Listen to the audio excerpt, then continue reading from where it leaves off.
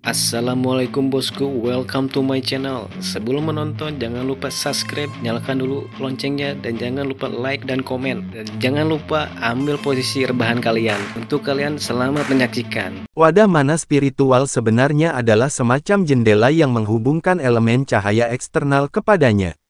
Energi spiritualnya masih dalam bentuk cair, tetapi setelah mendapatkan wadah spiritual, kecepatan pemulihan energi spiritualnya serta kecepatan kultivasinya meningkat pesat. Dan karena pengaruh wadah spiritual pada energi spiritual cairnya, mengompresinya selangkah lebih maju, konsumsinya saat menggunakan berbagai kemampuan juga diturunkan. Lebih penting lagi, setelah maju ke langkah ke-6, Long Hao Shen memperoleh kemampuan untuk memadatkan energi spiritualnya, memberinya kemungkinan untuk terbang. Tapi bukan hanya dia, seluruh pasukan pemburu iblis kelas Jenderal ke-21 juga memperoleh hadiah besar. Benteng Pegunungan Selatan langsung menyerahkan 50.000 poin kontribusi kepada tim mereka. Meskipun pasukan pemburu iblis lainnya juga diberi hadiah yang tepat, itu jauh lebih sedikit daripada yang didapat tim Long Hao Shen.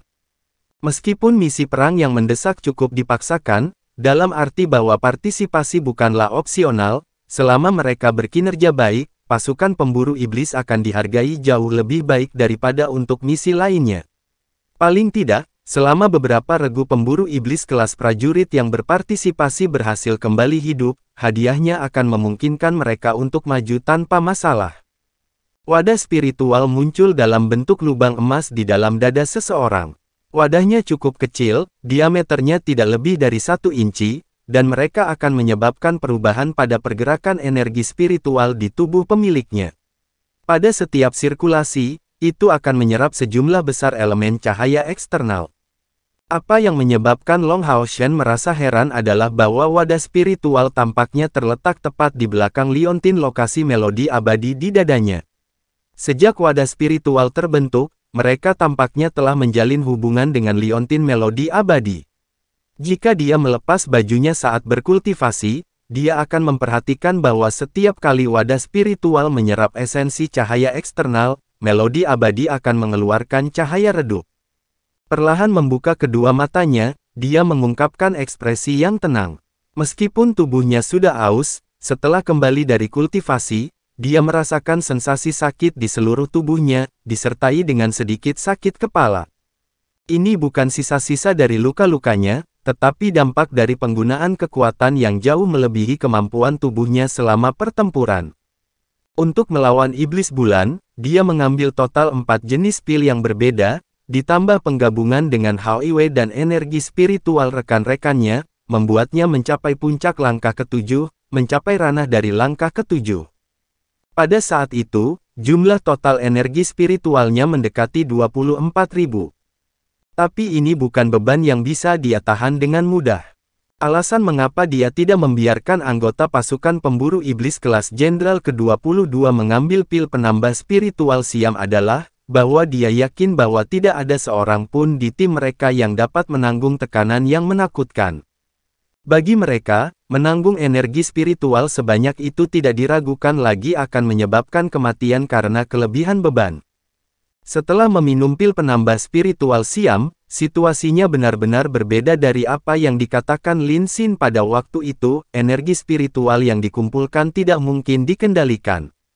Jika bukan karena kontrak darah yang menghubungkan Hao Iwei, yang energi spiritual eksternalnya tidak setengah-setengah, baginya, pil energi besar belaka tidak mungkin cukup untuk menanggung beban dari jumlah energi spiritual yang menakutkan ini.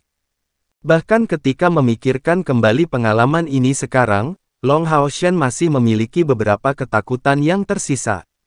Meskipun demikian, bahkan jika dia harus membuat pilihan ini lagi, dia akan tetap memilih hal yang sama dan tidak mundur. Dia tidak menyesal tentang itu. Setelah mendapatkan kembali energi spiritual, suasana hati Long Hao Shen menjadi cerah kembali. Tidak peduli apa yang dia katakan, ini adalah pengalaman yang sangat berharga. Mengalami kekuatan sebenarnya dari lawan selama langkah ke-7 bukanlah sesuatu yang biasanya bisa dilakukan oleh ksatria berperingkat rendah. Ini memungkinkan dia meningkatkan pengetahuannya yang berkaitan dengan batas ini, memungkinkan dia untuk mengambil jalan yang lebih mudah selama kultivasinya di masa depan. Pada saat yang sama, itu juga memungkinkannya untuk membuat beberapa kemajuan di bidang menggunakan kemampuan. Perasaan memiliki tubuhnya sepenuhnya dipenuhi dengan energi spiritual sangat memuaskan. Itu terutama terjadi selama serangan terakhirnya, serangan Asura yang bahkan merobek langit dan merobek ruang. Bahkan dengan kekuatannya di langkah ke-8, Iblis Bulan tidak dapat menahan diri untuk melawan serangan ini, yang memenuhi Hao Shen dengan kepuasan total. Saya sangat berharap untuk mencapai langkah ke-7 secepat mungkin. Ayah berkata bahwa ketika saya mencapai langkah ke-7 kultivasi, saya akan diizinkan untuk mencari ibu dan dia. Memikirkan hal ini, Long Hao Shen merasa bersemangat. Sebagai seorang ksatria cahaya pada usia 15 tahun, bahkan jika dia bahkan lebih rendah hati, dia tidak mungkin tidak merasa bangga. Ini sudah bukan hanya tentang kekuatan, tetapi maju dengan kecepatan seperti itu juga akan membutuhkan kemauan dan keberuntungan. Melihat Keyer masih fokus pada kultivasi, Long Hao Shen merasa mulai. Selama mereka bepergian bersama, setiap kali mereka tinggal di ruangan yang sama untuk berkultivasi, mereka berdua akan selalu duduk bersama di tempat tidur. Tapi bagaimana mungkin Keyer duduk di kursi pada saat seperti itu? Mungkinkah dia merasa tidak nyaman? Saat Long Hao Shen bingung tentang pertanyaan-pertanyaan ini, tubuh Keyer sedikit gemetar, dan kakinya yang bersilang mereda. Dia mengakhiri kultivasinya, tampaknya merasakan bahwa Long Hao Shen sudah bangun.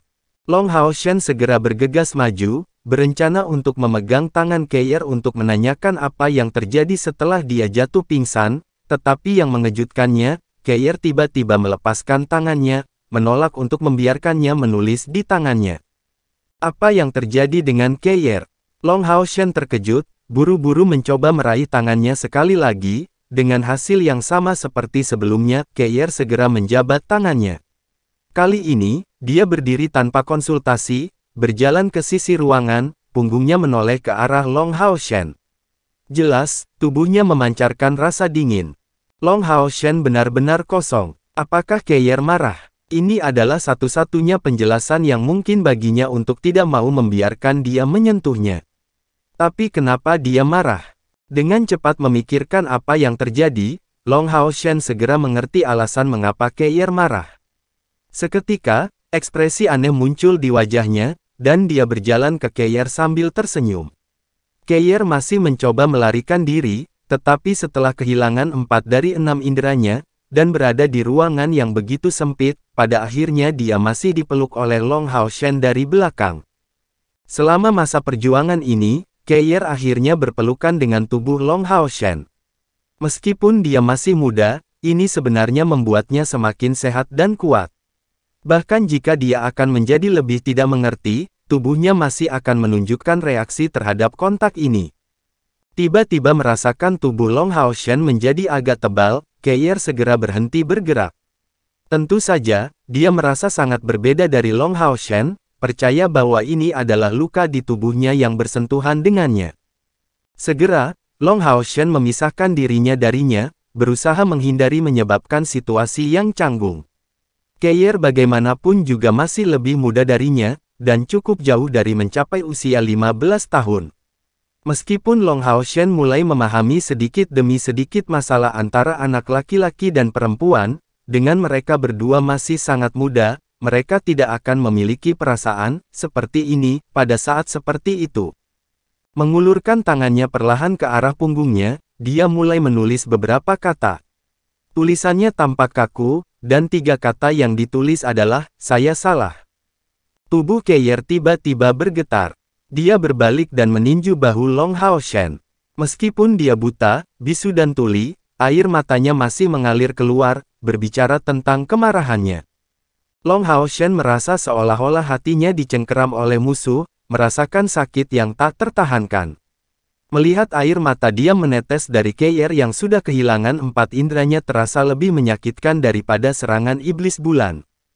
Memeluknya erat-erat, Long Hao Shen sudah bingung tentang apa yang harus dia katakan padanya.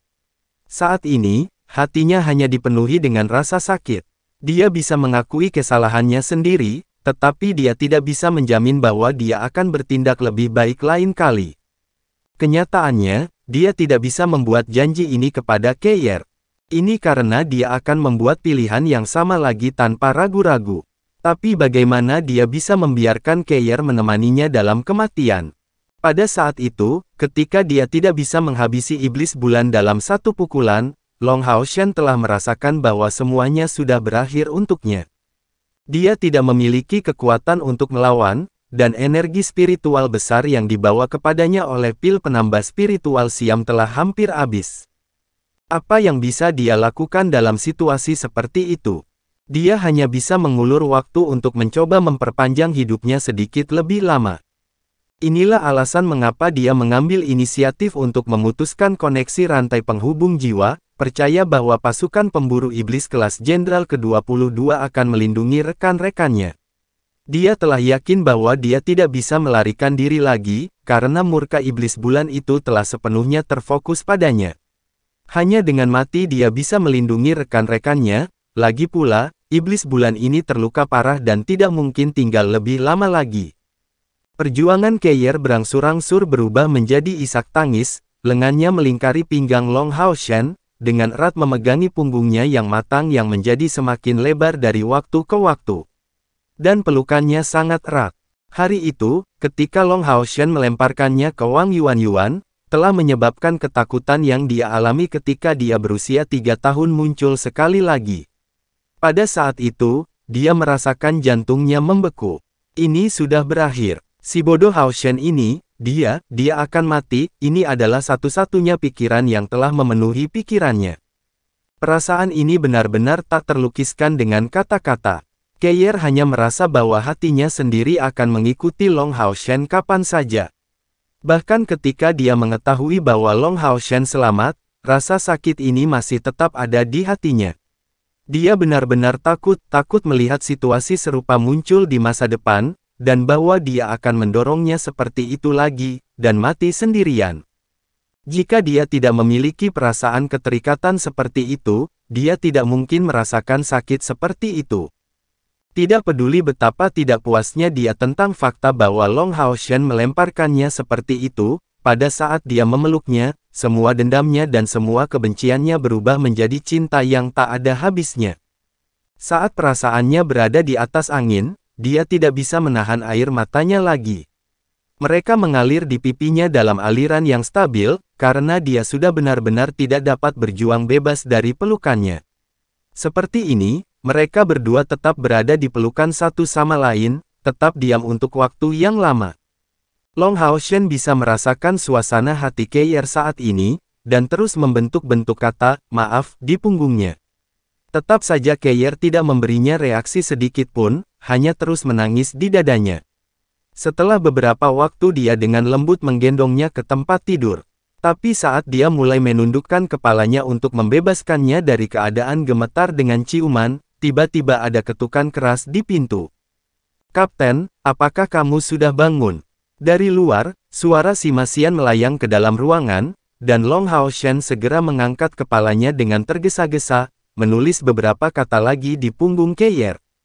Meskipun tidak mau, Keir akhirnya membiarkannya pergi, tetapi bertentangan dengan harapannya, dia terus memeluknya, membawanya ke pintu masuk. Perasaan sedih Keir akhirnya melemah setelah mengeluarkan semuanya. Masih sedikit gemetar, wajahnya terkubur di dada Long Hao Shen, dia tidak mau membiarkan orang lain melihat wajahnya yang menangis. Long Hao Shen membuka pintu, segera melihat kepala botak yang bersih itu. Melihat Long Hao Shen, si Masian segera bersukacita. Lengannya bersiap untuk memeluknya, tetapi begitu dia melihat Keir di pelukannya, pikiran ini segera menghilang dari kepalanya. Karena malu, dia menarik tangannya. "Bos, apa kabar? Apakah Anda baik-baik saja? Apakah pil dari obat-obat linsin itu memiliki efek samping?" Dan ketika Long Hao Shen telah memerintahkan pasukan pemburu iblis kelas Jenderal ke-22 untuk tidak meminum pil peningkat spiritual Siam, mereka segera menebak bahwa beberapa masalah muncul ketika pil itu diminum. Inilah yang paling membuat mereka khawatir. Long Hao Shen menggelengkan kepalanya untuk ini, memberikan jawaban, "Saya baik-baik saja." Hanya saja tubuh saya masih membutuhkan beberapa hari lagi untuk memulihkan diri. Saluran energi saya telah meledak dari jumlah energi spiritual yang berlebihan, tetapi kerusakannya sudah diperbaiki. Ini akan menjadi lebih baik setelah beberapa hari lagi. Long Hao Shen tersenyum pahit, tapi ada sedikit masalah dengan pilnya. Meskipun tidak terlalu besar masalahnya, pil-pil itu tetap bukanlah sesuatu yang dapat digunakan oleh siapapun pada langkah kelima. Katakan ini pada Kapten Luxi nanti.